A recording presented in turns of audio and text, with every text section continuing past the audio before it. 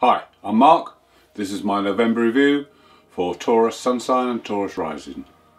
We start the month with a little bit of a difficult first couple of days because we have the Sun opposite Uranus. Now, this is in your relationship houses, so whatever you think is normal may not be normal today because different and surprising, even strange things can happen within your close relationships.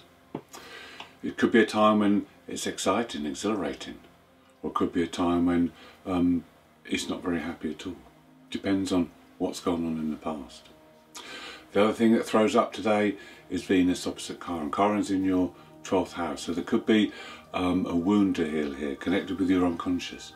Something that maybe you haven't let go of yet, something in the past to do with relationships that may resurface again now.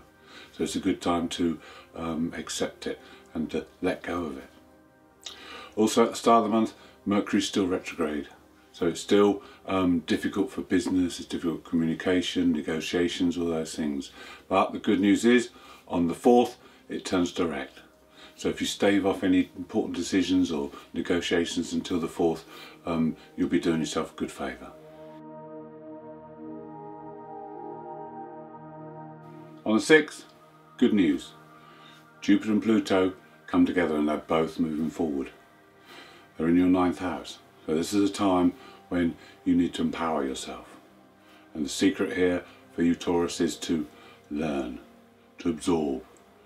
Learn to better yourself. Not to gain power over people, but to better yourself and increase your opportunities. Increase and expand your world through learning. You also need to re-examine your beliefs, because this has been on hold a bit for the last 6 months because these planets have been going retrograde. Now they're going forward. It's time to put your beliefs into action. Make sure that they are working on a practical level. Also, this means that there could now be travel for you. Because of the pandemic and what's gone on, travel has been limited, but maybe now you can start to travel again. This is what the 9th house is all about. The other thing you need to be aware of is this goes on for 2 weeks. So you've got a great chance now to push forward and to gather information, learn all you can and put it to good use. On the 9th, the Sun, who's in your 7th house of relationships, makes a lovely aspect to Neptune. Now here you can heighten your experience within relationships. You can bring a spiritual side to it or a creative artistic side to it. It's also a good day for setting new dreams, new goals ahead. These can be fueled by your imagination. Venus is also an aspect of Mars on this day. This is also very good for relationships, especially if they're running well. The only problem is if you have a difficult relationship, it may throw up something that causes you to get angry or upset. On the 12th, you may have a difficult day. Mercury sits on your descendant and opposes the black moon. Here, people may be able to expose your weaknesses with what they say. They may be very cutting or quite critical of you. It could be a day when you feel like your glass is half empty, that the world's against you, or your fears could be exposed, your frailties.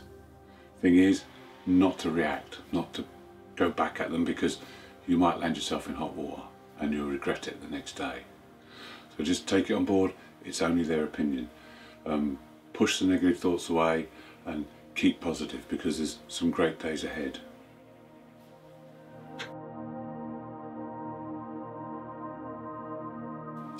If you got through the 12th okay, then the 13th is a great day. Venus makes positive aspects to the moon's nodes. Now the moon's nodes are across your money houses. So here there could be some good news. Good news about your money or your partner's money. Could be that you have money coming from an outside source. Could be that you get a pay rise or get new clients that will bring in more money. Could be that you can manifest these desires.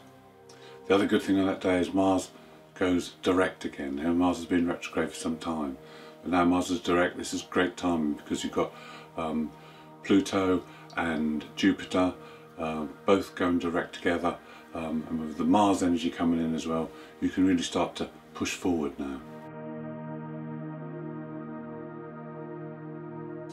15th, is another great day. We have a new moon in your 7th house, which is the house of relationships. We have Venus making a positive aspect to the Jupiter-Pluto conjunction. So this is a really good day. Today you can work well with others. It's good for relationships. There'll be passion and intensity.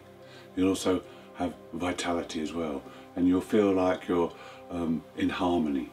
This is a great day to get some great things organised. The new moon is good for sowing seeds for the future, thinking up new ideas, planning things, and working well with other people. The only thing you've got to be aware of is that there is a tendency for overindulgence. You may overdo things a bit, so you need to just rein in a little bit. If you feel like you're spending too much money or eating too much food, you need to be a little bit sensible.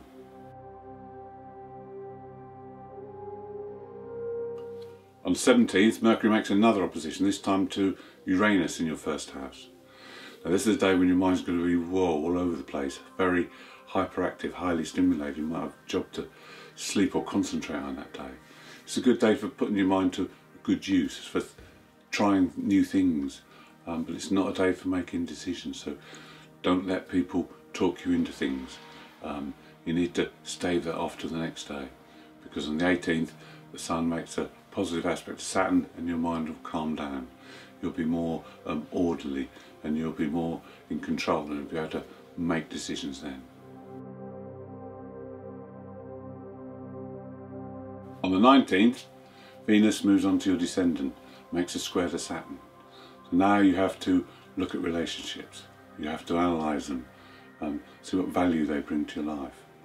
You need to look at responsibility within relationships and also your beliefs. What you believe people are like, is that the truth? You need to seriously look at these things, because things you learn today will help to make things better. Whatever you discovered on the 19th when you looked at your relationships can now be put into good use, because on the 22nd the Sun moves into the 8th house and Venus moves into your 7th house. Now here's a time when you need to take more control within relationships. You need to be in charge. You can work well with people now. You can get good rapport going. So it's important that you did that work and made that evaluation, so that now you can put your discoveries into action and be more in control.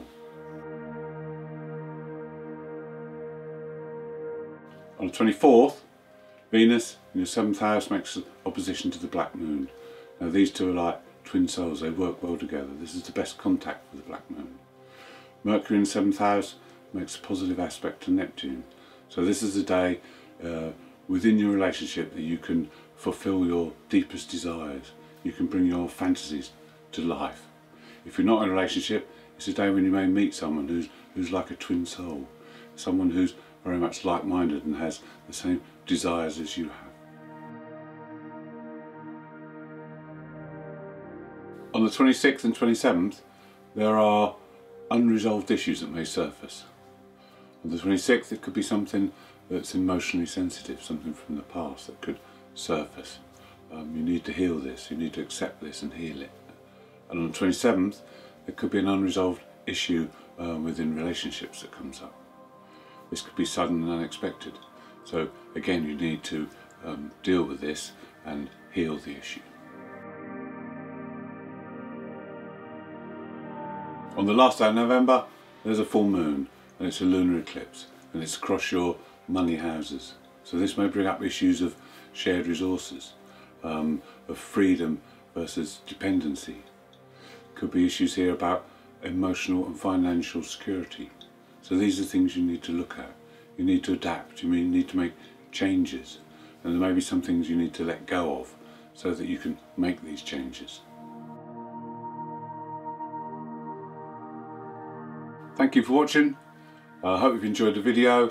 If you'd like to see more, please subscribe, and if you'd like to leave me a comment, I'd love to hear from you.